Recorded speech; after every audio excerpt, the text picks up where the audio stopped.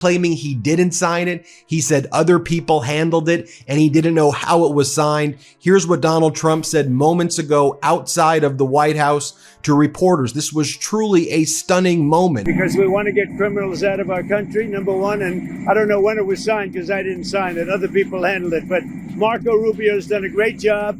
And he wanted him out, and we go along with that. Caroline Leavitt held a press conference in the White House shortly after Donald Trump invoked the Alien Enemies Act, and she says President Trump signed the proclamation. Watching Trump deny signing his own war powers order feels like witnessing history's most incompetent coup attempt. I don't know when it was signed because I didn't sign it, he says about a document with his signature that was published in the Federal Register. It would be hilarious if it wasn't so dangerous. Think about it. He invoked a law from 1798 that's only been used during actual wars, claimed we're at war with immigrants, deported hundreds with minimal due process, and now that a judge is asking questions, he's pretending he knows nothing about it. I'll show you exactly how this fits the classic authoritarian playbook, and why even the most dedicated Trump fan should be concerned about what this means for America. Before we move on, I'd like to ask you a small favor. If you appreciate this content, please take a second to like this video and subscribe to the channel. Over 98% of you watch the videos without subscribing. It costs you nothing, but it makes a huge difference to us.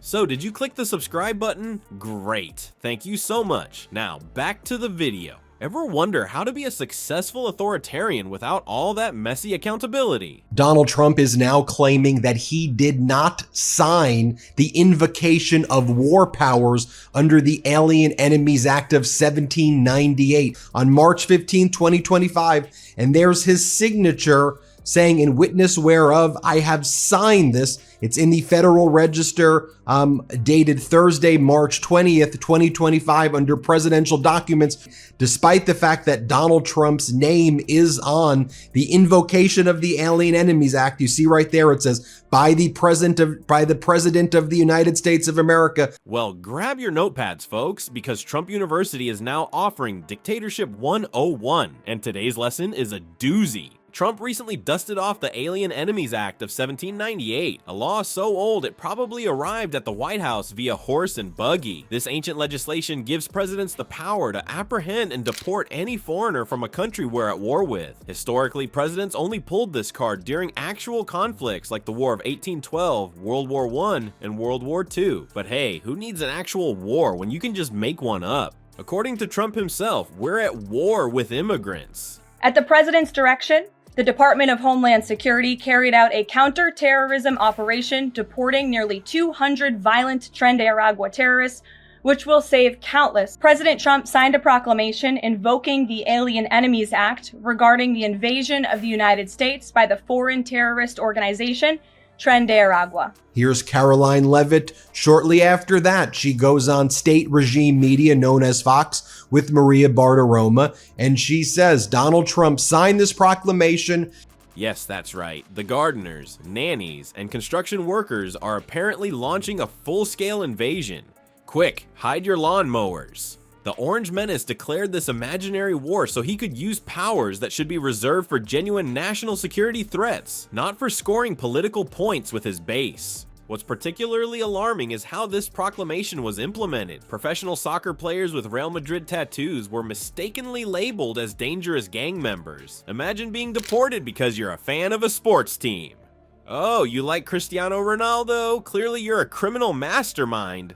This is the kind of half-baked intelligence gathering that makes the Three Stooges look like CIA professionals. The resulting deportation operation whisked nearly 300 people to El Salvador without even the pretense of due process. These weren't hardened criminals. Many were legitimate asylum seekers who came to America hoping for safety and opportunity. Instead, they got a one-way ticket to concentration camps that weren't even properly set up. The president signed a proclamation invoking the Alien Enemies Act against Tren de Aragua members who have have invaded our country. These are the most violent, heinous, criminal monsters. The most dangerous, violent people, she said, have been sent to El Salvador. I want to play this, then I want to fact check it. Taken the lives of innocent American women like Jocelyn Nungre and Laken Riley, and the president invoked this authority to deport nearly 300 of them who are now in El Salvador, where they will be behind bars. The facilities weren't equipped to handle women, forcing authorities to send some deportees back. Such planning, much wow. It's like organizing a pool party and forgetting to fill the pool. When federal judge Jeb Boasberg started asking totally reasonable questions about this mess, Trump's brain apparently did a factory reset. The judge wanted to know why this proclamation was signed in the dark and why people were rushed onto planes without proper hearings. These aren't exactly gotcha questions. They're basic inquiries about constitutional rights and administrative procedure. Why I think Donald Trump's claiming that he did not sign this invocation of the Alien Enemies Act is that a lot of the individuals who ended up being kidnapped by the Trump regime were learning, for example, that political exiles of Venezuela, professional soccer players who were coaches who were here lawfully under our lawful asylum process. The Trump regime said their gang members picked them up, found them in the database because they were lawfully here seeking asylum, shipped them to concentration camps in El Salvador. But here's where Donnie Diapers truly outdid himself. When faced with criticism, Trump literally claimed, "I don't know when it was signed because I didn't sign it. Other people handled it." This about a document with his signature that's published in the Federal Register. It's like robbing a bank on camera and then claiming your evil twin did it while you were at church helping orphans. Meanwhile, Trump's press secretary, Caroline Leavitt, had already bragged on Fox News. The president signed a proclamation invoking the Alien Enemies Act. Awkward. I can just picture the panicked text messages flying around Trump Tower. "Sir, we already told everyone you signed it. Fake news. I was golfing that day. Or maybe eating hamburgers." In the federal courts in Washington, D.C. today, where the federal judge Jeb Boasberg looks increasingly inclined to hold the Trump regime, as even the Department of Justice lawyer, when getting grilled by the chief federal judge in Washington, D.C., Judge Jeb Boasberg, said, "You were aware, right, that my order meant that you couldn't ship these people," in contempt. So I think what's happening here is Trump is throwing his own Department of Justice and his own DOJ lawyers under the bus now to try to blame them. I can almost hear an imaginary Mussolini watching this mess unfold from dictator heaven. Even I kept better records of my atrocities. This guy is making us professional authoritarians look bad.